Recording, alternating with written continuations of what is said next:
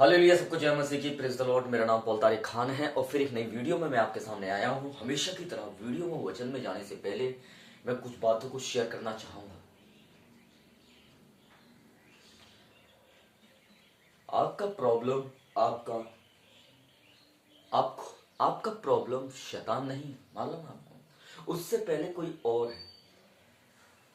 वो कौन है आप जानना चाहते हैं इस बात को। वो है मेरे प्रिय भाई बहनों, मैं बताना चाहता हूं आपका समय ना देना खुदा को। जब आप उसको 24 आवर्स में से 5 मिनट नहीं देते हो ना, ये सबसे बड़ी प्रॉब्लम का कारण है।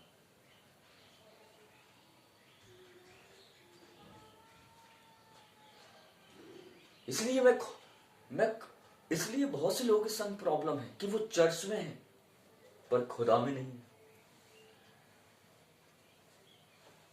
समझ रहे हैं आप? वो चर्च की एक बिल्डिंग के अंदर है पर परमेश्वर की उपस्थिति में नहीं है। जिस सबसे बड़ी प्रॉब्लम क्रिएट है उनके साथ, वो ऐसा समझते हैं कि वो आते हैं चर्च में और ये काफी है। नो, चर्च में आने के बाद एक काम और करना पड़ता है कि प्रभु की प्रेजेंस को खोजना पड़ता है। मालूम है आपको? आप चर्च में कब तक रहते हैं। एक मैं उस वाले चर्च की बात नहीं कर रहा हूं जो हम खुदा ने हमें अपने रहने के लिए घर बनाया। मैं उस वाले चर्च की बात कर रहा हूं। हम बिल्डिंग समझ के जाते हैं जब उसे, तो अगर हम किसी को नोटिस कर रहे हैं ना, तो मैं बताना चाह रहा हूं आप एक इमारत में हैं, एक बिल्डिंग में बैठे हैं। पर अगर आप परमेश्वर को ढूंढ रहे हैं और अपना ध्यान उस पर लगा रहे हैं ना, तो मैं बताना चाहता हूं आपको एक बिल्डिंग की इमारत के अंदर नहीं है, आप प्रभु की उपस्थिति में है। मैं आपको बताना चाहता हूं उसकी उपस्थिति ईंटें, पत्थर और कर्टन्स, पर्दे और सजावट की नहीं है। उसकी उपस्थिति आत्मा से भरने की है और उस पर ध्यान देने की है, उसके वचन को सुनने की है और उसके अनुसार जीवन जीने की है। समझ रहे हैं मेरी बात को? आप पकड़ी प्रॉब्लम कहां है। और शैतान इसी बात का फायदा उठाता है। मालूम है आपको? वो हमेशा उन लोगों से नहीं, उसे एलर्जी है जो चर्च की इमारत के अंदर बैठते हैं। उसे उन लोगों से एलर्जी है कि जो परमेश्वर की उपस्थिति में बैठते हैं। एलर्जी से क्या होता है बताइए? जब आपको किसी चीज से एलर्जी होती है तो उसके साइड इफेक्ट आपको देखने को मिलते हैं। ऐसे शैतान को भी एलर्जी हो जाती है और जब उसकी साइड इफेक्ट वो देखता है तो वो तिनमना जाता है। इस बात को ध्यान रखें। मैं बहुत राइट बात बता रहा हूं आपको,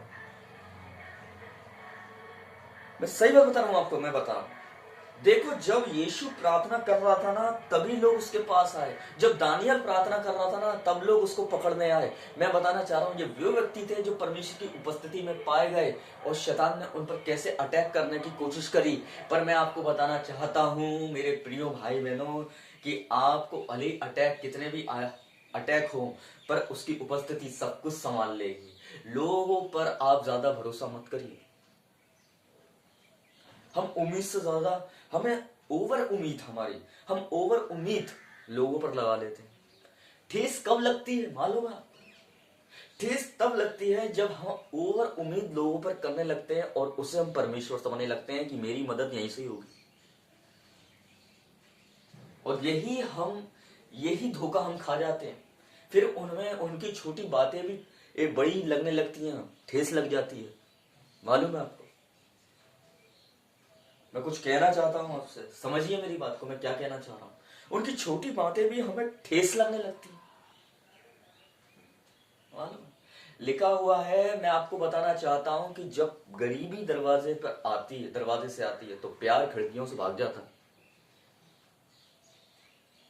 मैंने एक जगह लिखा हुआ देखा था, एक जगह सुना था ये वाली बात, वही आपको रिपीट कर रहा हूं। जब गरीबी दरवाजे से आती है तो प्यार खिड़कियों से भाग जाता है। इस दुनिया में सबसे अगर पॉपुलर चीज है ना और सबको वैल्यू, ये दुनिया सबसे ज्यादा जो चीज को वैल्यू देती है ना, मैं आपको बताना चाहता हूं वो चीज है पैसा। हर सेक्टर में जाके देख लीजिए, इसकी बहुत बड़ी वैल्यू है। और जिसपे पैसा नहीं है ना उसको अपने जीवन में बड़ी अस्वीकारता फेस करनी पड़ती है। मालूम है आपको? उससे पूछिए, ये कड़वी सच्चाई है जो मैं आपको बताना चाहता हूं दुनिया के लिए। अगर रिसीव कर लेंगे तो आपके लिए कड़वा नहीं है। पर मैं कुछ कहना चाहता हूं कि आप चर्च की बिल्डिंग तक सीमित हैं। या प्रभु की उपस्थिति में जीना सीख रहे हैं? मालूम है? क्योंकि वो आपको अस्वीकार नहीं करेगा। मैं आपको बताना चाहता हूं, आप उस पर उम्मीद लगा रहे हो ना, तो आप धोखा नहीं खा रहे हो। आप लोगों पर ओवर उम्मीद लगा लेते हो और लोगों को परमेश्वर समझने लगते हो, इसलिए आप धोखा खाते हो, इसलिए आपको ठेस लगती है। पर खुदा ठेस का कारण नहीं है। खुदा एक हमारे लिए डिलीवरेंस का कारण है। उसके पीछे चलिए, उसको ढूंढिए, उसको खोजिए। समझ रहे हैं आप? एक जगह लिखा हुआ है, अगर कोई दूर है तो उसके निकट आए, और जो निकट है वो उसको खोजे, उसको पुकारे। समझ रहे हैं मेरी बात आप? हालेलुया। खोजिए उसे, खोजिए।